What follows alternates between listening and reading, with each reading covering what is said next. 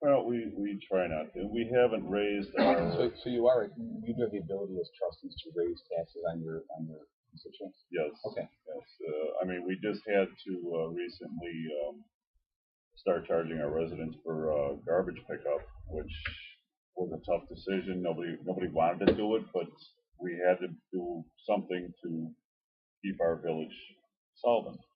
And if it means we had to take part of that burden and put it on our residents, and we took those. We still take heat on that. I said, but I said we're paying it too as trustees. I mean, it's not like we're exempt from it. We have to pay it, but sometimes you have to make those tough decisions for the greater good of the community. And if we don't, um, we will cease to exist. I mean, we have to do something. And hopefully, when the economy turns around, we'll be in a position where we can take that away from our residents and put it back on our plate.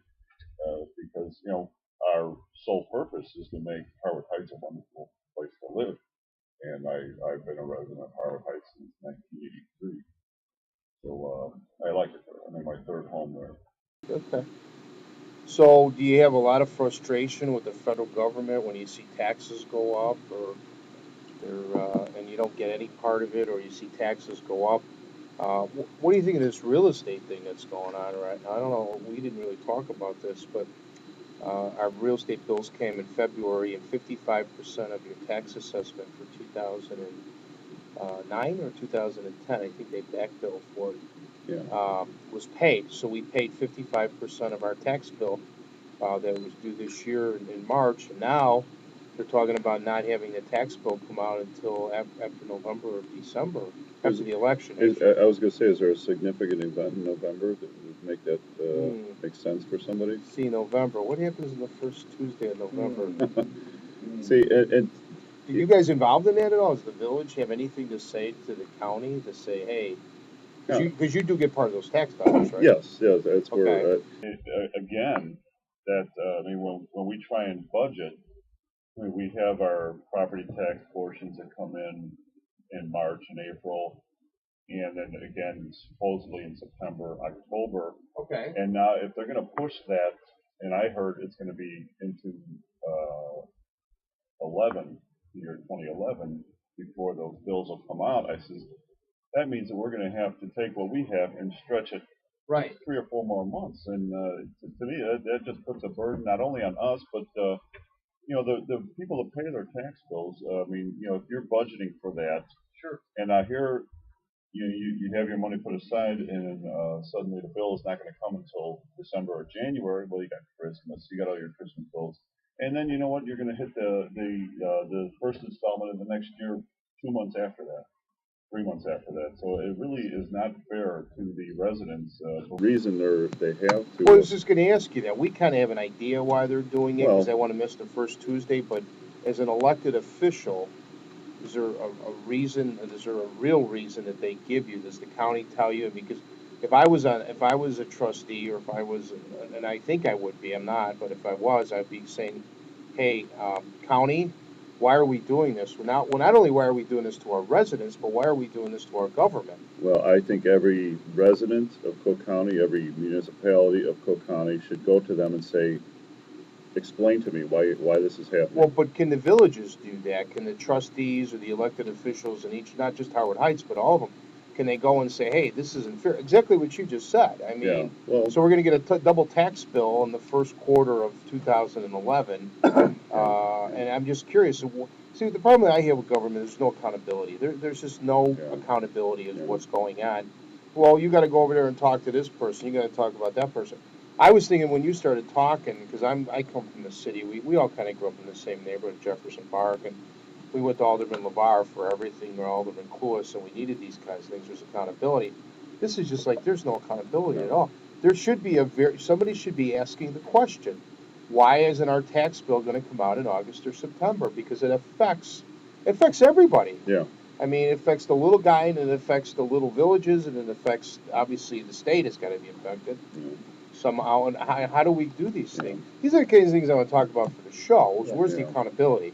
The thing that frustrates me is not it's the wasteful spending, that they come on, they say, we're gonna spend $50 million on this, and they talk like you're gonna pick up the lunch tab or something. I said, that's $50 million, it's a lot of money. To me it is, I mean, $5,000 a lot.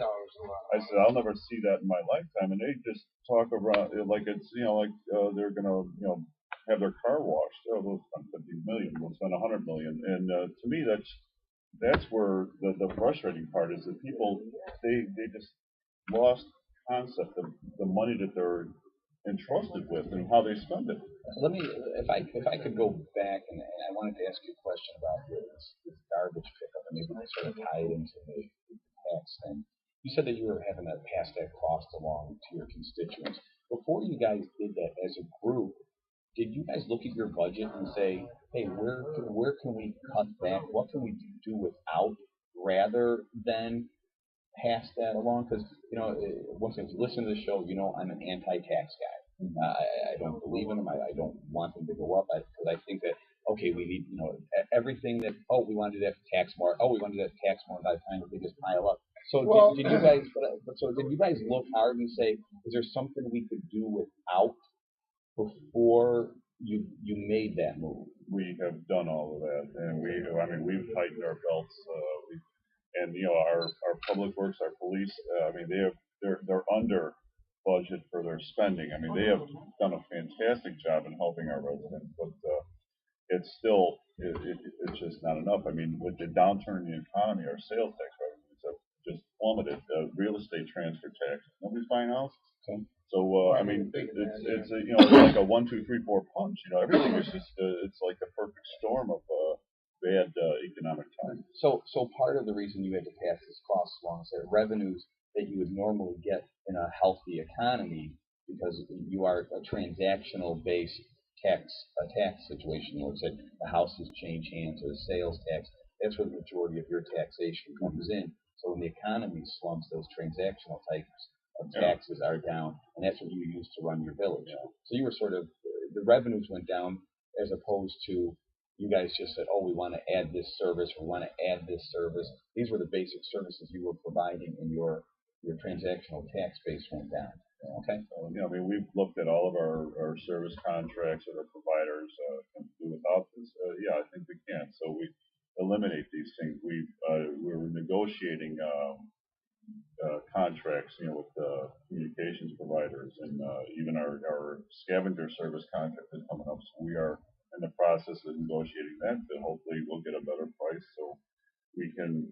I don't think we'll be able to eliminate the charge to our residents, but if we can lessen that blow, because we do have a lot of seniors that are on fixed incomes, and they feel the hurt a lot more than.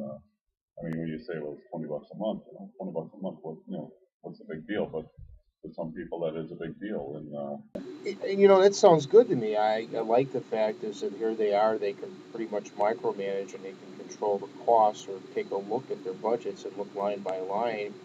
Where the state, I think I talked to both of you the other day, how the state has 180,000 vehicles that are being driven out there, and nobody has any accountability.